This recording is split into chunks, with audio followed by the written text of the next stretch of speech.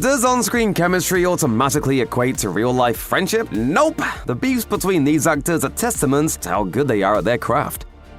Lots of people are fans of Sarah Hyland's Modern Family character Haley Dunphy. Turns out though, the actor herself isn't nearly as lovable when the camera isn't rolling. At least that's what Jeff Dye thinks. Dye, who's mostly known for his stand-up comedy, appeared on the George Janko Show podcast in February 2025 to relate his horror stories of working with Hyland in 2019's The Wedding Year. Though Dye didn't play a huge role in the film, he says the two still clashed on set.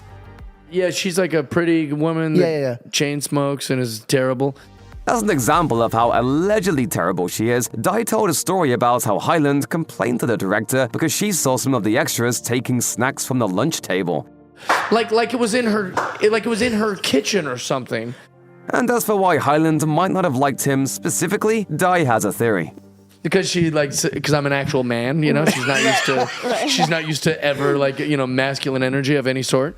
Whether or not that's actually the case, we'll never know. Hyland has yet to speak out on Dye's criticisms, but when he posted the podcast clip to his Instagram, others who have worked alongside Hyland came to her defense. One person wrote, "I worked with Sarah on XOXO and she was nice."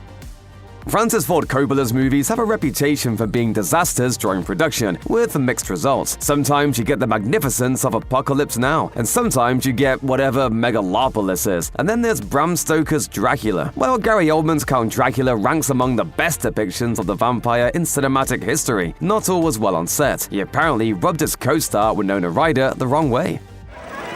Do not fear me. Details about what happened are sparse, but according to Ryder's unauthorized biography, she claimed, "We hung out before the movie in rehearsals and stuff, but it wasn't the same after we started shooting. I don't know why. Maybe it's his way of working, but it felt like there was a danger." It's possible this was due to Oldman's method acting throughout the shoot. He even went so far as to sleep in a coffin at night. Ryder also discussed her co-star's demeanor as part of the making of Bram Stoker's Dracula documentary, where she said, "The Gary that I know, he's a very emotional person. Maybe that comes across sometimes as being intense, but I see it more as just extremely emotional." Interestingly, Ryder hasn't done anything with Oldman since. You don't really want to do that with me. By now, pretty much everyone knows that Chevy Chase is notoriously difficult to work with. His surly reputation goes all the way back to him being the original Golden Boy on Saturday Night Live during its first season in 1975. Chase wasn't exactly well liked during his tenure on SNL, and after he left, Bill Murray came on to effectively fill his shoes. When Chase returned in 1978 to host an SNL episode, he got into it with Murray. The two traded barbs, ultimately leading to a physical fight before SNL went on the air that night. With that in mind, it may seem odd for the pair to share the screen together just a couple of years later in 1980's Caddyshack. This your place, Carl? Yeah, what do you think? It's really awful. Believe it or not, that film helped them turn over a new leaf. Chevy recalled in the book Caddyshack, The Making of a Hollywood Cinderella Story, "We got over everything. The tension was short-lived. I have nothing but admiration and affection for Bill. He still can be a surly character, to say the least, but ultimately, he's a good guy." It took a lot of hard work, an extensive amount of time in the grueling desert, and one bitter feud between co-stars to make Mad Max Fury Road. What's your name? What do I call you? Does it matter?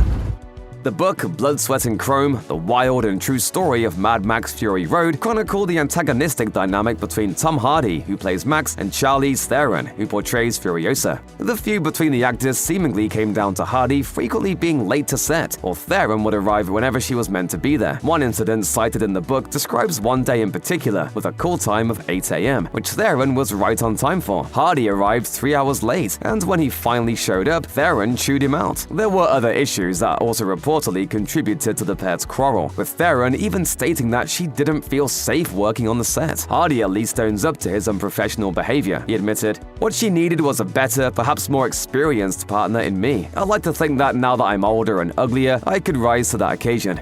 As for director George Miller, he didn't take any chances when it came to making sure Anya Taylor-Joy and Chris Hemsworth got along while shooting Furiosa: A Mad Max Saga. When interviewed by The Telegraph, he revealed the message he gave his new actors. "You have to be obsessive about safety, physical safety, as the shoot goes on and fatigue sets in, but also psychological safety. It's not like the wild old days." When it comes to buddy cop movies or shows, it definitely helps if the two leads are friends in real life. This certainly was not the case for the ABC show Castle. According to multiple sources, Nathan Fillion and Stana Katic, who play Richard Castle and Kate Beckett, were at each other's throats throughout a good chunk of the series' run. Your first clue is the curious incident of the dog in the nighttime. Oh, geez, Castle, I haven't even had my coffee yet. Shortly after ABC cancelled the series, Us Weekly spoke with an insider who claimed Fillion and Katic hated each other, which caused problems on the show as their characters spend large portions of time together. Not only do they solve crimes as a team, but eventually they form a romantic relationship. The insider even asserted, it got so out of hand they made Stana and Nathan go to couples counseling together. No one really knows what exactly happened between the two, and nothing concrete has ever been cited as the source of their tension, but a secondary source pinned the blame on Fillion. They told Us Weekly, Nathan has been nasty to Stana for a long time. Stana was a pro, just wanted to get in there and do her job. Considering Castle ran for 8 seasons before being cancelled, it's a little surprising that news of Fillion and Katic's long-running feud only surfaced as the show was in its final days. One of the many drawbacks of social media, for celebs anyway, is that it opens up all sorts of extra avenues for fans to speculate about their lives. That's exactly what happened when Debra Messing and Mullally unfollowed each other on Instagram. Fans were no doubt excited when Will and Grace returned in 2017 after initially ending in 2006, but the revival may have put a wedge between the two actors as things appear to have deteriorated during its final season. Grace, I am getting a little steamed. Steam on.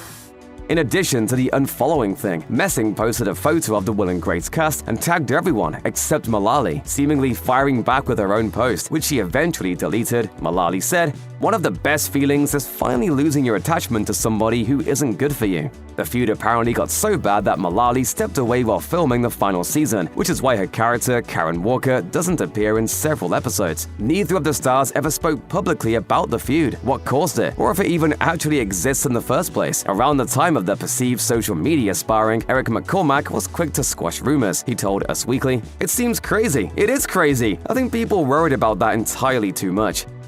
For anyone who's ever wondered why Alex Pettyfer didn't return for the Magic Mike sequel, the answer comes down to his feud with Channing Tatum, the titular Mike. Pettyfer revealed all on Bret Easton Ellis's podcast, saying that things between them started off in a shaky place. He admitted to having a bad boy reputation prior to Magic Mike, so Tatum was already wary of having him on board when director Steven Soderbergh cast him. Pettyfer tried to keep to himself, but this only caused more problems for his reputation. He admitted, "I didn't speak on the movie set. I was scared to speak. That also gave me a bad rap because they said, oh, Alex thinks he's better than everybody else because he doesn't speak to anyone. And that's not true. I was genuinely nervous and scared to be myself." Things only got worse after production wrapped. Pettyfer rented an apartment from one of Tatum's friends and ended up owing a lot in back rent. He said that he forgot to pay following the death of a family member, but Tatum pestered him about covering the unpaid debt. On top of that, Pettyfer allegedly threatened his then-girlfriend, Diana Agron, over the phone and trash-talked Hollywood at large in a disastrous interview. As a result, his career really hasn't rebounded since. While he did appear in 2024's The Ministry of Ungentlemanly Warfare, it doesn't seem like there will be a full-on Pettyfer resurgence anytime soon.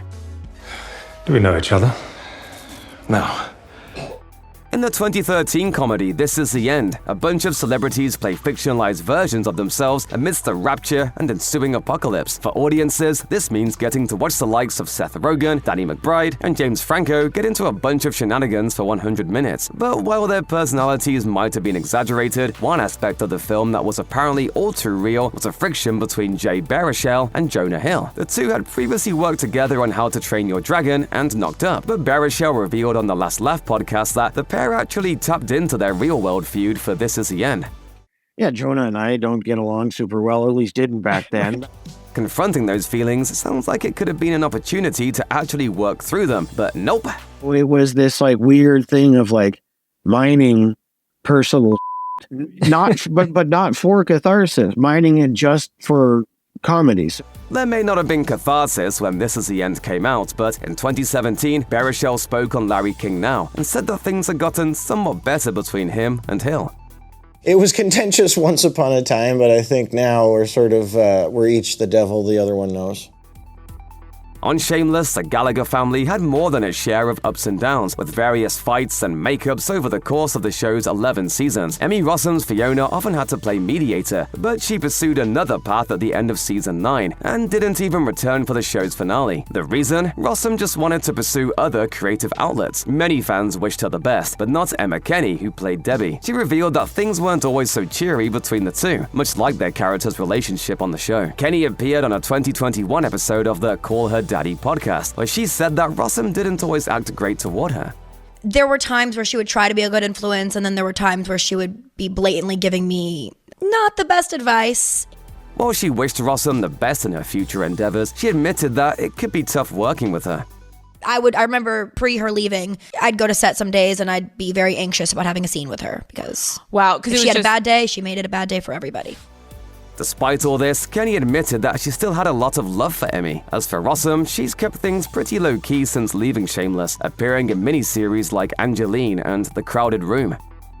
Reboots and revivals may be all the rage on streaming services these days, but Casey Wilson probably wishes the Santa Claus franchise had remained in the Disney vault after having to work with Tim Allen on the Santa Clauses. In 2023, around the time season 2 of the show came out on Disney+, Wilson revealed on the Sesh podcast that Allen was incredibly rude to her and everyone else on the set. Wilson relayed several incidents of Allen acting unprofessionally while filming, including yelling at a producer to tell Wilson to stop stepping on his lines and unexpectedly leaving in the middle of a scene, necessitating a stand-in. According to Wilson, it created a hostile environment where everyone was walking on eggshells. She continued, "When he was done, he was so rude, never made eye contact, never said anything. It was so uncomfortable." Despite the Santa Clauses airing new seasons back-to-back in 2022 and 2023, there was no third season for 2024. As of this video, it hasn't been officially cancelled, but if it eventually does, we'll definitely wonder if it has something to do with everyone being sick of working with Allen.